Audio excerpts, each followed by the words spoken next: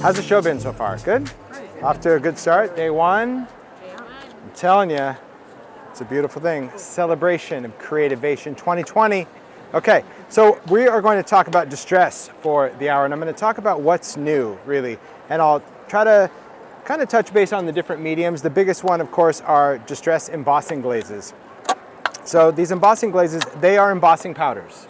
Okay, I just wanted to give them a fancy name because of really what their purpose is. Usually in the world of embossing powder, we talk about something that's going to add texture or dimension, whether you're embossing a word or whether you're doing stamping into it. The cool thing about the distress embossing glazes, these are translucent powders, meaning in our world of embossing powder is nothing more than ground up plastic, all right? But most of the embossing powders are opaque. I'm not saying all of them are. There are some transparent powders out there, but this line is all translucent. They're all designed for that. And more importantly, is their color coordinates with the distress color once it's melted. So a lot of times you'll look in the color in the jar, like for example, broken china, and it's like really vibrant, but when it melts, it matches broken china. So the color is designed to coordinate in its melted state, in its glazed state. And the cool thing about having a glaze, something to put over the top, is that now we have the ability to go over something with not only a color, but also that little bit of shine. So these are the swatches for all of the distress embossing glazes. There are 12 colors. And the great thing about working with an embossing glaze is the fact that you can use it over a stamped image, for example, and it's going to actually intensify what you stamp in. So this is just stamped in black soot, but you can see the difference, the intensity of black on any color by putting that glaze over it. So it's really going to illuminate even your stamped image. And you think, well, how is that possible? How could I go over it with, say, peeled paint and make that black even darker? It does. That's just what it's designed to do. Also, of course, for my ideology paper dolls, baseboard dolls, it's a great way that we can add color. So on all of these swatches, there is no ink at all. It is just the color, okay? The glaze is providing the color and the texture once it melts. Now, another cool thing about these glazes is that they're designed for a variety of substrates, right? We think of embossing powder, a lot of times we think of just using it over a stamped image, right? We're just gonna stamp and we're gonna put our powder down. But you can use these glazes on a variety of different things, like for example, mixed media, right? Vicky, crazy chick, yeah, she did it, yeah. It's like, what other things can these glazes go on? Well, they can go on anything you want. So this is the wood letterpress, where we've taken that ideology number block, applied that glaze. And another great feature, because this is plastic, is if you don't want this high shine, you can go over it with some steel wool to dull it down. So that's what's not giving it that really luminous shine. A little steel wool after it cools, and it's going to start taking away from the shine. And if you keep going, you can dull it out completely. Another great thing is over metal. So for example, this is just an ideology clip.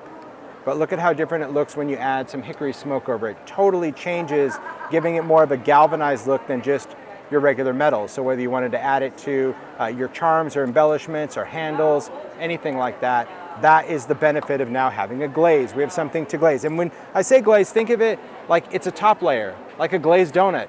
The glazed donut, the glaze isn't inside, it's over the top of something. So whether it's going to be over the top of your ephemera, your stamped images, your embellishments, that's the purpose.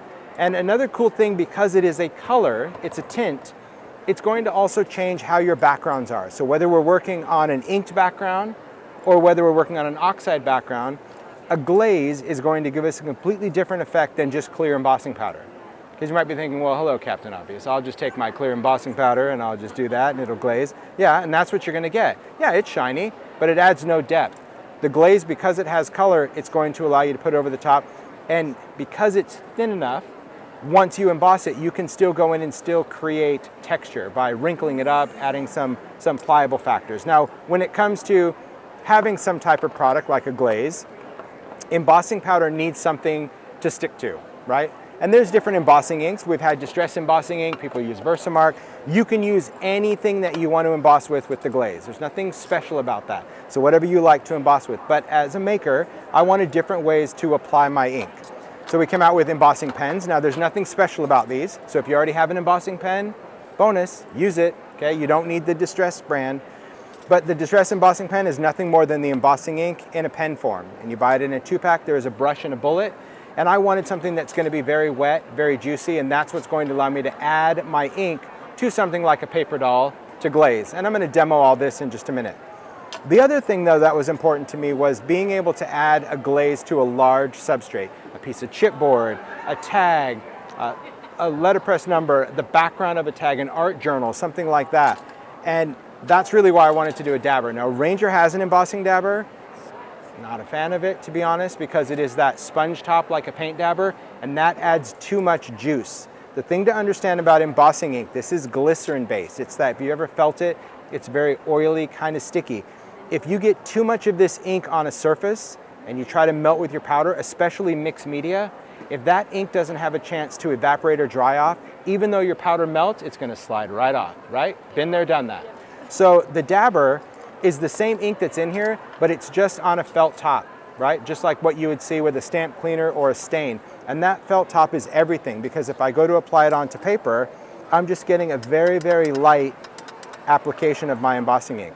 It's on there, but it's very light, almost dry, but it is wet enough that all of my powder is going to stick to it. And some people think, ooh, it's gotta be really juicy, so I'm just gonna go in and, yeah, do this. Well, you could do that, but that really defeats the whole purpose of that. For that matter, you should have just smashed your ink pad on there. And that's really why I wanted something. I wanted to be able to go around the edge of something, right? Really haphazard and create that glazed edge. So that's why I wanted to do a dabber. So to me, that is special in the fact of its delivery system. I like how that's delivered. And you can apply it to a stamp. Now, because it has a fabric top, if you are going to use it on a stamp, I would dab some first and then glide it across to spread it out, okay? Because it's designed to put a thin layer down. So what can we do with glazes? Well, glazes are designed to glaze something. So here's a great color swatch example, right? This shows you the true glaze color over white, right? That's the background over the stamped image. The paper dolls show you the glazes over different gray tone levels, right? Whether it's going to be a light gray tone or a dark, and you're welcome to pass these around. I know a lot of people are doing videos, get your great camera shot. Maybe some can be your Vanna and be like, whoa, cool. So feel free to pass these around. But this is a swatch that is over an inked background. So I just used brown distress ink, put it on there, created a background. This is frayed burlap. And then I just went in with my dabber and I just swatched. Right? So this is tattered rose, this is fired brick, this is rusty hinge, fossilized amber, cracked pistachio, peeled paint, broken china, weathered wood, antique linen, vintage photo, walnut stain, and hickory smoke. So you can recognize those distress colors, but when you put a glaze over something inked, it's incredible. Because not only do you get that color over brown, you guys, we also get all of those cool effects that this background initially had. Every water drop, every ink spill, everything that we did, we see through it. And that's what makes the glazes really a whole different mixed media layer. I didn't invent embossing powder, not claiming to. And I know there's a lot of different ones, but I created a powder that's going to work with distress the way I wanted it to do. I wanted to be able to add that color, add that light bit of texture to it, and still bring out what I love about distress. I wanted something that's not going to react to that distress underneath, but also would work great with oxide, right? So let's do a demo on the glaze and just kind of share how it works. And then I'll get into like some other funky stuff, you know, baby steps. So first thing we'll talk about is just over something stamped, right? So I'll just take, it could be mixed media heavy stock, it could be watercolor, it could be any of that. And we'll take a stamped image. I'll take this. Let's use some archival. Do I have any out? There we go. Perfect. We'll take some type of stamping block. Okay. I was just looking, I'm like, if I brought it out, I'll use it, but I didn't, so I won't. We're just gonna use this. I'm not alone. You know it. Any maker that goes to stamp, you just look for the slick substrate, anything close. Sometimes it's a drinking glass, the back of your, I've used my iPhone more than I care to admit. It's a really good, strong stamping block. It is, because I'm just like, there you go. Mario walks in, he's like, what are you doing? I'm like, I didn't take out the platform, just leave me alone. All right. That's what we do. All right, but this is just to show you a stamped image. It doesn't matter how clear, but I know that this is faded text. Oh, that's not good at all. Oh, I'd actually like that. I'm changing my mind. Because now I'm gonna try something totally different. Now I wanna just get that positive part. Ooh. It's a new technique. I've just had a whole idea. Could you imagine like a spring block? Yeah. Seriously. I'm gonna talk to Ted about that. Imagine if this was my stamp block. Because then, stay tuned for Creativation 2021. And there will be, you have no idea what's going on in my head right now. It's like someone just lit an entire thing of fireworks in my brain. Okay, I need focus, Holtz. Focus. You can put as well. Focus, yeah. Okay. We were here when? I'm just telling you what. Yeah. I already know. It's already done in my head. Yep. You're going to be like, I totally remember that. Okay. So when you have an image, doesn't matter what your imagery. So this could be something you stamp. This could be text. This could be handwriting. This could be collage paper. It doesn't really matter. What I'm trying to show you is how the glaze is going to change the tonality of what you have down there. All right. So I just wanted to make sure this is fairly dry. Okay. Preferably dry, because if we're going to go over it with the dabber, we don't want this ink to be wet because it's just going to smear, but it's not that big of a deal. I'm just going to take the dabber and I'm just going to dab some to start, and that's going to give me something to spread out, right? So that's not completely dry down there, but I'm okay with that. Just kind of move this around, move it around over here, and I'm just going to go over this area as well. All right? That won't act as a resist? It will not. No, it's actually going to glue this powder on there. Okay, it's going to hold on to it. So the ink won't act as resist. The archival won't resist a dabber. Okay? So next I'll take a color. What do I want to do? Let's do some cracked pistachio. That'd be really nice. We're going to take that glaze and just going to pour it on. And in fact, I can even change some different colors, but you can see that wherever I put that powder or that ink, it's just, that's the only place this is going to stick, even down to the edge, right? If you decide that you don't want to cover an area with powder, that's okay. The embossing ink, when you heat it, will evaporate. Okay, so it will never act as a resist, because once it evaporates, it's a goner. And we're just going to take that, put that right back in somebody else's carpet, and we're good to go. Okay? But maybe if you're at home, you would do it yourself, but I doubt it. We don't. I think we're a little bit more cautious at home. Okay, so heating this up. When you emboss it, it has the same melting temp as any other embossing powder, but its granule, I would say, is not super fine detail, and it's not standard embossing powder. It's somewhere in between, and you'll understand why in just a bit. So embossing. If you've seen any videos, you know that I love the Ranger Heat It tool. It's a craft tool. I use it for drying ink, drying paint, drying glue, doing everything, but I don't use it for embossing, okay? It's a craft tool. I prefer an embossing gun for embossing. That's just what it is. Same temperature, 340 degrees, but this focuses heat, and we need to melt this plastic. So that's really why I like it.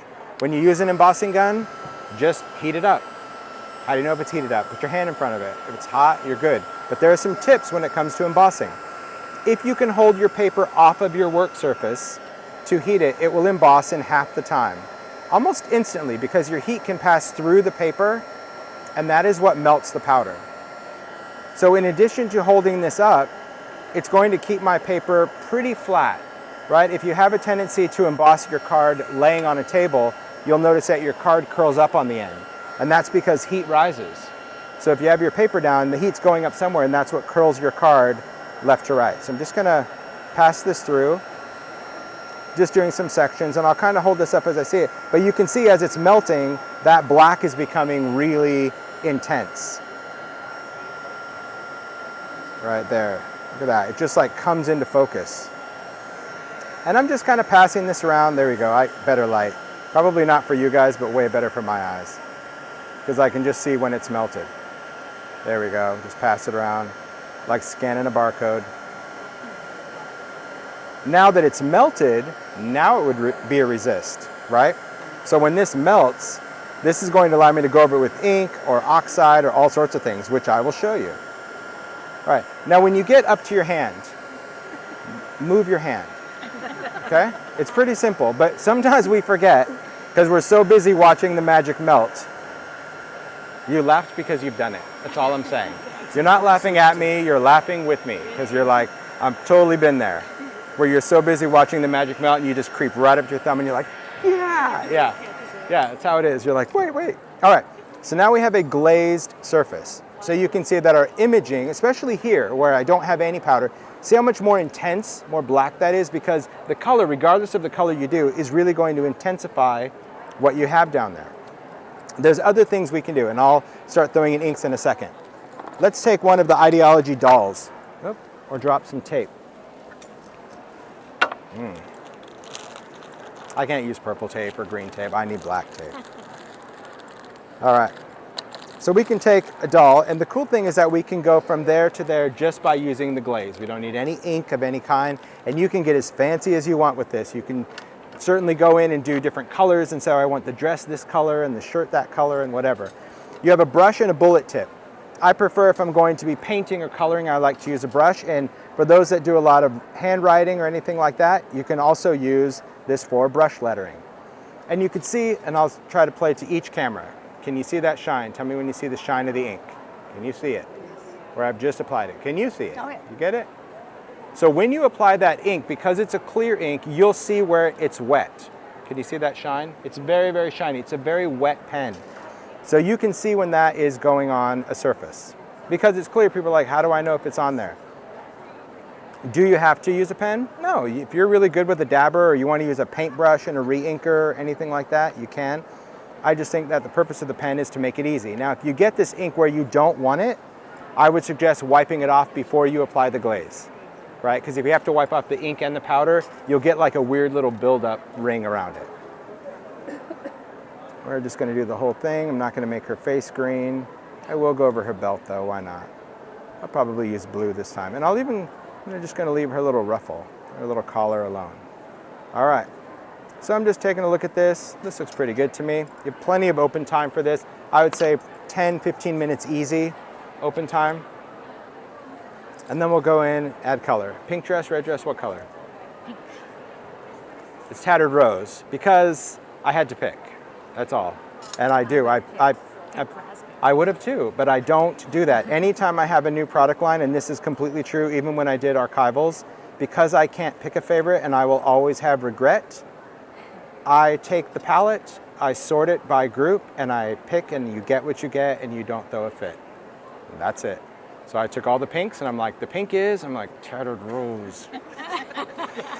But once you break the rule, you will never get a palette of 12. You'll be like, I will wait till I get picked raspberry. Like, it's just, it never is. So my hope always is that Ranger will do all the colors because, yeah, there's nothing wrong with Tattered Rose, but right now I'm kind of jiving on picked raspberry right now. But then, you know, you get some victories.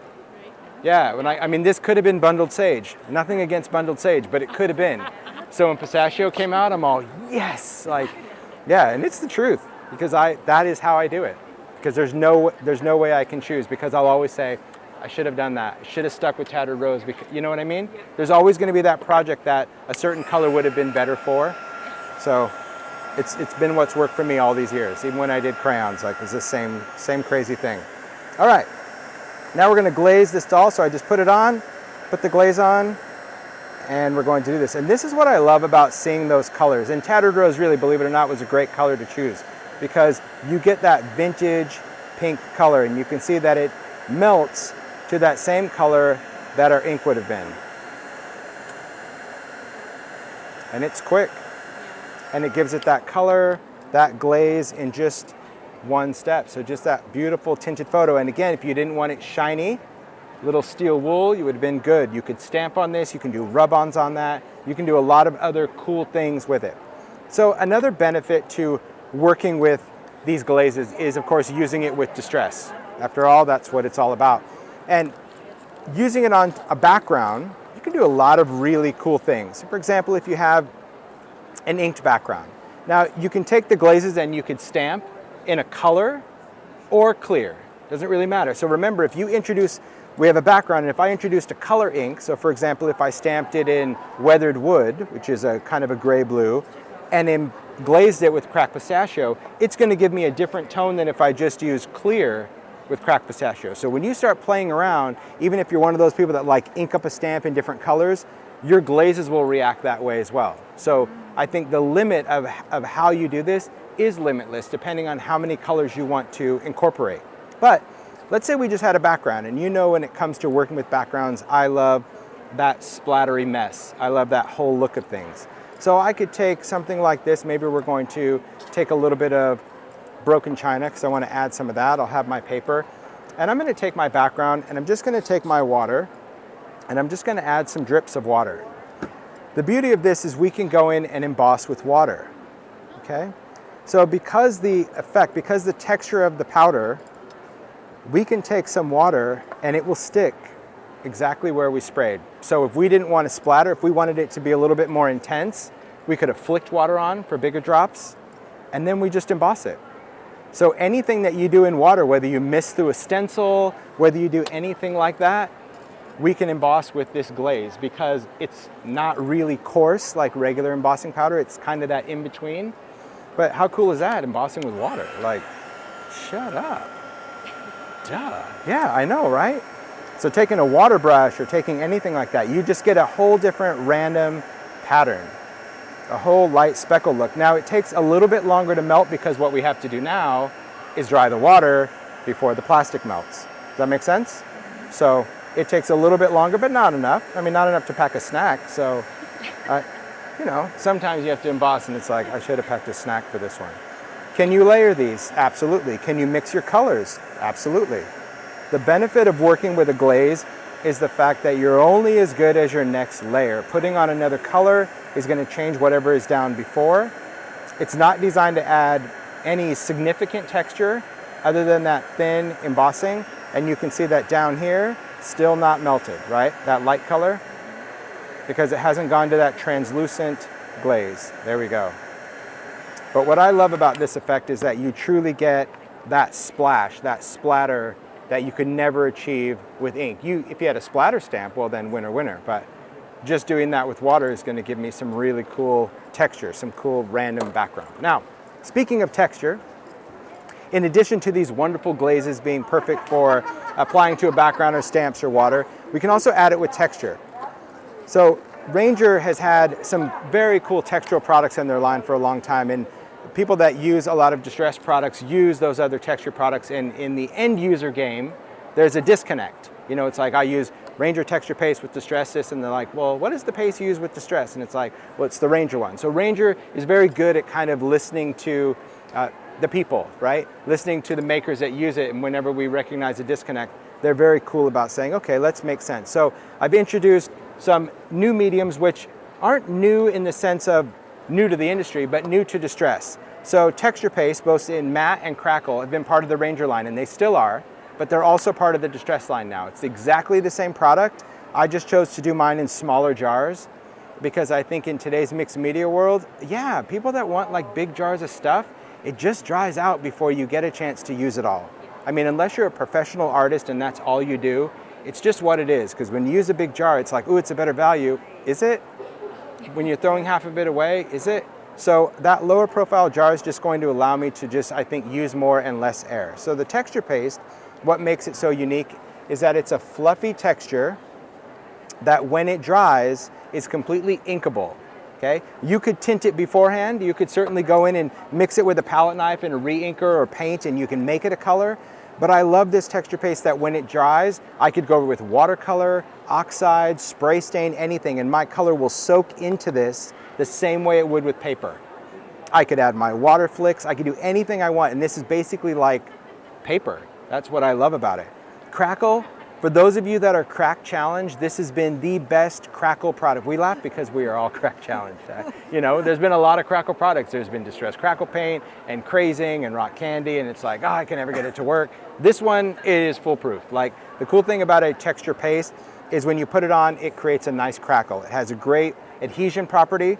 The thicker the medium, the bigger the crack. The thinner the medium, the finer the crack. You can apply it with a palette knife, you can apply it with a brush, you can apply it with your finger. If you happen to go over to the Ideology booth anytime during the show, I encourage you to do that and pick up any of those vignettes and see just little hints of crackle. It would be this. It's what everyone uses for their crackle, all right? It is an opaque crackle, so to add color, once it's done, you would go over it with your inks, your distress crayon, your paint, and then you could add color over this crackle when it's done. The other thing that we introduced is grit paste. Now, I released grit paste, I don't even know when I released the first grit paste. It's been a couple years, probably a few years. And grit paste is designed to have a gritty texture, okay? Perfect for snow, you could add glitter to it. It just creates a nice grungy look. But regular opaque grit paste is gesso based, right? It's white, so when you put it on something, you get those white marks. So if you try to put it around an edge, you get that, which is awesome if you're gonna ink or paint. But what if you wanna add that grit over something metal or something printed, and you still want to see the pattern underneath or the texture? So now we have translucent grit paste. It's the same texture, so you can do like feel-o-vision, Same gritty texture, but it is translucent. So now when I put it over metal, I can still see that metallic coming through. I can add my crayons, add my paint, and get all that gritty texture, but I don't have to worry about the opacity. There is a need for both. It depends on how we're gonna use it, but it is nice that we have that option to add transparent. Never fails. I swear it never fails. She's quick though. I think someone must have told her because she is talking fast now.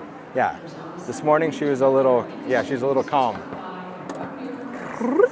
All right, see? Someone told her. She got the memo. Yeah, that's sweet. All right, here's what I love about these textures. Texture and glaze. So here we have this one. Just use a regular matte texture paste because it's white. Put it through a stencil.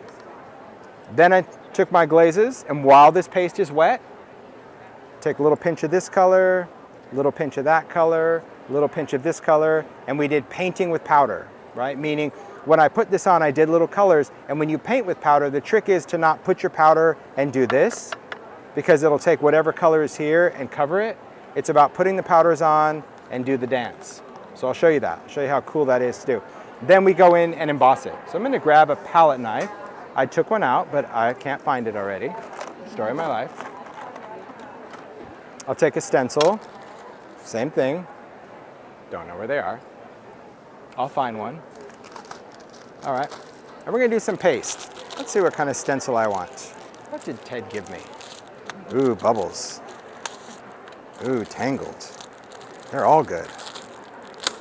Ooh, circuit. Look at that. Ooh, mermaid.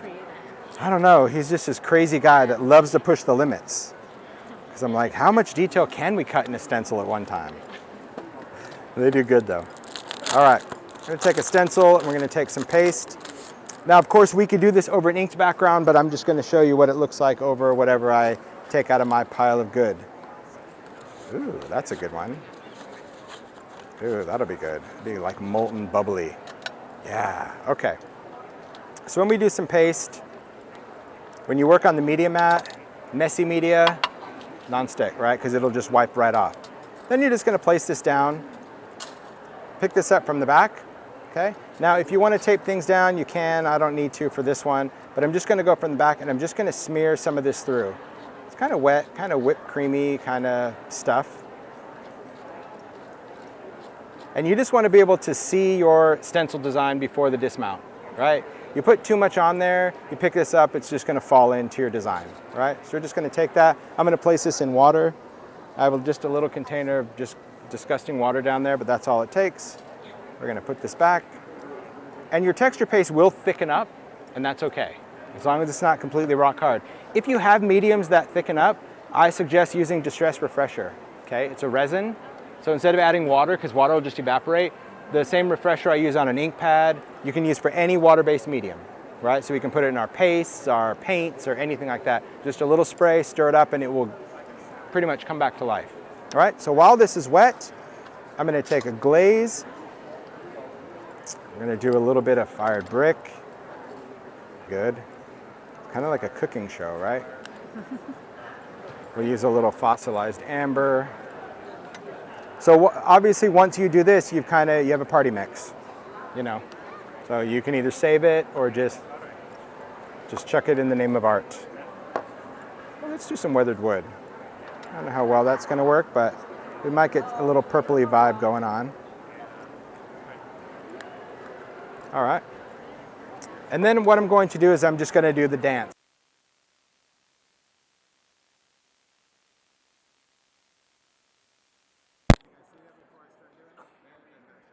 So all I'm going to do is just kind of create vibration, and that's what's going to start moving these powders around. Okay? And it's going to just give me just more of that random speckly look.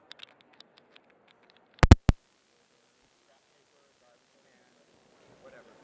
And what that does is that just takes that powder and just gives it more of that speckled look, right? So just that little bounce is what's popping those crystals in, like blue jumping over here and yellow jumping over here. So you're not getting that line of color. Okay? Then we're going to emboss it. Now, you have some options on this one. If you choose to let it dry, before you emboss it, you'll get pretty much an even glaze texture. So if you let this paste dry for, I would say, about 10 minutes, Okay? Then go in and emboss it. Your glaze will be fairly smooth. I mean, it'll be textured, but it's going to be smooth on the top. If you do what I'm going to do, which is not wait, you're going to see that this starts to get a little bubbly and molten. Perfect for the stencil, but that's how I did this one, so I want to show them. So you have that option, okay? But just know that if you heat this while this is wet, it's going to come alive, and we're okay with that. So same thing, we're just going to start heating up. It's going to be good. Because it just gets kind of blistered. It gets very, very upset. That's what I love. And this glaze is totally, see it sizzling? Oh my head. Shut up. It's so good. It is. It's just this bubbly, and when those colors mix, I mean, that's what I can't even stand. Ooh, did you see it? Ooh, see that? Oh, I told you. It like comes alive and then it just like calms back down. You just think it's gonna explode, but then it doesn't. It's awesome. I love it. But that's just cool. I mean, my gosh, I've been stamping for like 20 years. You know, I can't believe I'm excited about embossing powder again. You know what I mean? Yeah. It's like what goes around comes around. But I also think just different uses for it and different features of it. You guys see it getting all bubbly? See, I can bubble that up again. Oh man. That right there, that's just some good magic. And that's just ridiculous. Look at that. It's like stone. Oh, yeah. That's awesome. It's just good. But you're getting all those little colorful, you know, like this I would want to do over something. Dragon scales. Dragon scales. That should be an ink color. Let's just say. Right? Thank you. Yeah, there you go. Good, thank you. So the whole purpose of this one is the fact that now we've added glaze, something translucent, but we've given it such vivid color because we put it over something white, right? And that's what's bringing out this bright color, and that's what's also creating almost this airbrush look. Again, there's no ink, other than the background, but there's no ink to this. All my color is coming from a glaze. So when you start dealing in the world of translucent powder and mixing, you just become, I don't know, it's like your own crazy mad scientist. I'll pass this around, it should be cool. Yeah. I have to look away in case it sticks to your fingers. Yes, good.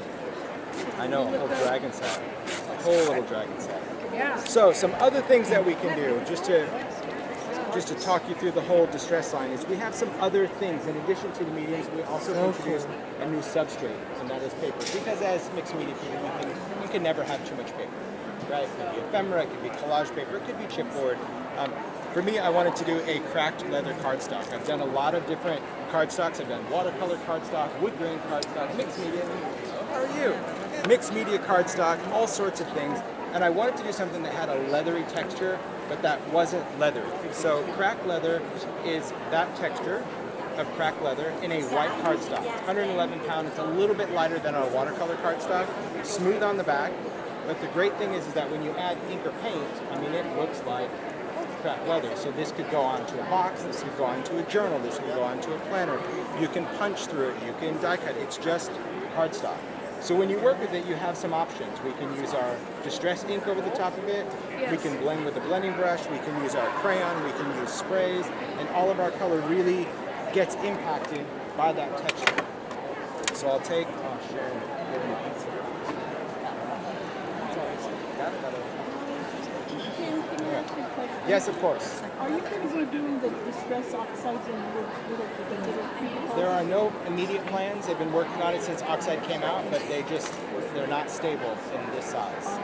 The dye and pigment they want to break up the party. So until they figure out a way to get that formulation to sit like that, but they've been working on it now. How long have oxide's been out? 2 years? 3 years? 3 years? 3 years? Seems like yesterday. 3 years? Yeah, I mean, because I wanted that since go because the minis were so popular, but it's something about, I don't know, surface tension and dye and pigment not getting long, and it's a chemist thing, but he's working on it. So I'll never say never, but I will tell you that it's not going to be anytime soon. Because one of my ladies wants to use those on the Bible. Everybody wants to use those little babies. That's it. Yeah, the little ones, it's a different thing. There's just not enough area there for, I guess, that dye and pigment to coexist. But they are working on resins to try to keep things together. So, it's promising. Just wait until they do it, sure. So here's some things to know about cracked leather. First of all, we can see the texture. Now, the lighter you apply color, so if you go with a blending tool, right, you can lightly hit the surface, and that's just going to hit the high points, and that's going to leave that white crackled area. So you can do this with like hickory smoke or anything like that. Or we can take our inks, whether we're doing spray stains, oxides, anything like that. We can wet that and we can allow the color to go inside. Or if you take your inks, apply them to craft mat, medium mat, anything like that, spray with water, hit the top, we can get that ink to really start to sit and pool up in the crack. So depending on how much texture you want to add, you can. I learned the dark, this one, I learned this trick from Stacy. Yes, I did, when you did that wood grain thing, because one of the cool things, you see this white layer? That's adding paint over the top. And to me, that changed everything. That really brought that texture back. So I did my ink, I did all that cool brown, and the more I was adding, I'm like, oh, this is cool, but then when I tried, I'm like, I don't really see the texture anymore. It has so much stuff. I even tried some crayon, and then she did a tutorial, which is like a little bit of distress paint, like almost non-existent, and then you just start gliding over the top of it, so just a little bit of ice spruce. It's like, wow, that's all it took. So that's one of the cool things to know if you ever, and I've remembered that now, that anytime you do something, whether it's an embossing folder or textured paper, and you add your color and you've lost the texture, if you add something opaque to the top of it, really light, crackle, everything becomes like, those are all undertones and it's all good. So I mean, I even had some samples like I had some wood grain cardstock. Yeah, same thing, wood grain, right? So things got a little crazy for me. You know, I was enjoying the oxide, I'm not gonna lie. I'm like, this is awesome. And then when I was done, I'm like, this is invisible. I mean, I saw nothing, but the blue was awesome. And I'm like, okay. So then I just went in with a little bit of brown and just kind of hit those high points. And then I'm like, I love it. So yeah, that to me is what's important, is sharing all those tips and tricks. So people that share all their little secrets, isn't that what it's all about? Like sharing.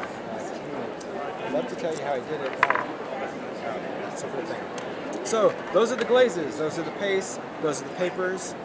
I think I pretty much covered everything new in the world of distress. Any questions on distress? Oh, one other thing, I'll talk about this guy. This just kind of become so normal now. It's funny because when we started with tins, this was the first one that I wanted to do. And it's the last one that we did. Yeah, well, they still have a paint one that they haven't done, and like a re-inker for the stamp pads. But we've done a lot of storage tins from the minis and the crayons and the embossing powders. But we really needed to figure out, like, to me, the ultimate way to store distress pads, because I had distress storage from a long time ago with Cropper Hopper, that cool little lunchbox, but you had to take 4 out of a stack and open it. So I knew I didn't want to go that route because it was a little frustrating. So the tin is, of course, designed to hold 15 original size ink pads. It has an insert in there that obviously will keep our ink pads from falling around. But more than anything, if you've been using and buying distress inks for years, you know the lids is just a thing. Some ink pad lids are like Fort Knox where they're tight. It's almost like a Rubik's Cube to fit it back on. Others, you just do this and it falls off. Right. It just is what it is. It's the nature of a plastic mold, right? You can't have this perfect fit. But the case, I just knew that if you were going to buy storage for your ink pad, the case would ensure that your lid fits onto your base and it keeps it airtight. So even if you're storing it, you never have to worry about that lid moving away from the ink pad. So even if you took this and you threw it in your bag upside down, that lid is not going to like fall forward. So it was high enough that as soon as you put it in, it just sealed that ink pad. It's storage after all. Excellent. The other cool thing is that they're spaced enough that even if you have pork chop fingers like I do, you can go in and grab your ink pad. Now there's the whole big, saga of how do you store an ink pad. You store an ink pad however you want, first of all, really, and that's the honest truth. Ink is a suspended medium. Some people swear by the fact that they need to store it upside down like a bat and it will stay fresher. If that helps you, great, there's nothing wrong with that. Some say, oh, you can't store them on their sides, because I read somewhere, saw on YouTube that if you do that, if you live in an area, and that's the whole thing, like it also depends on kind of where you live. If you live like in a humid area, your inks are much wetter and they just kind of get juicier. And so if you find that you live in an environment where if you do that, it leaks, don't do that, right?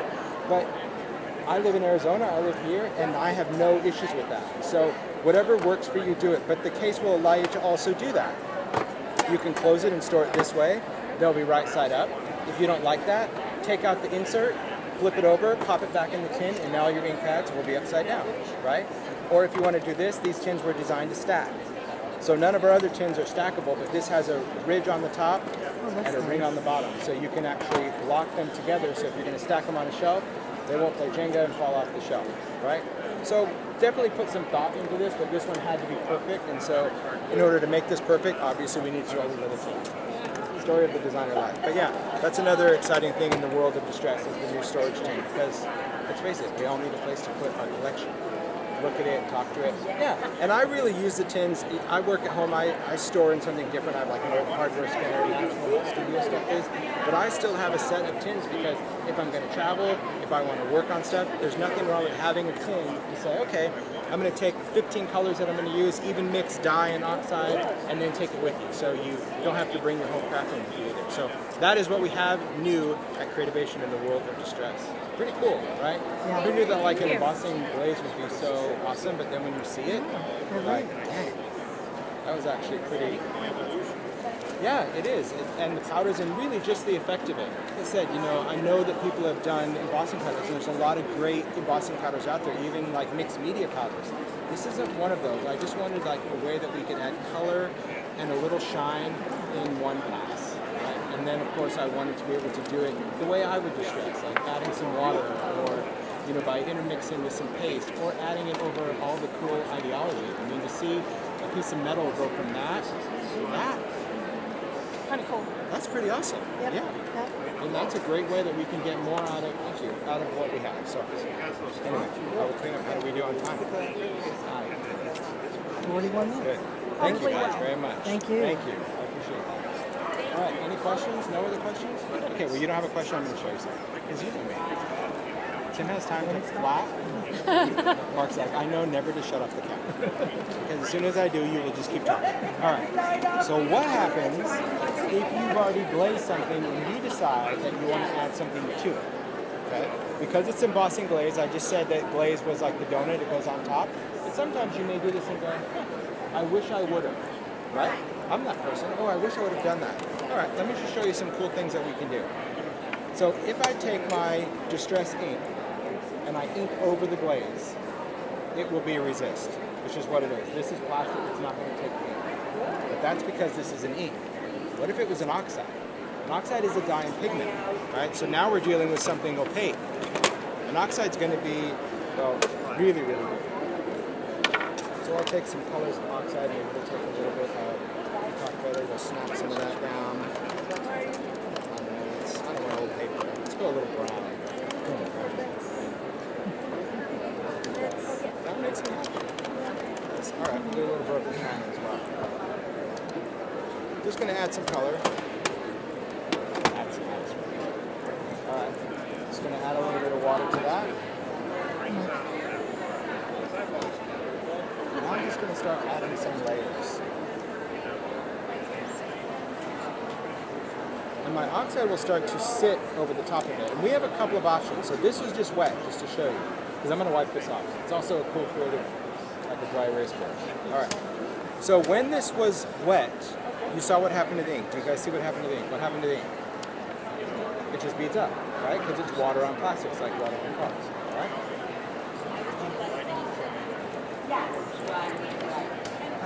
So instead of putting it on wet, what if we put it on dry?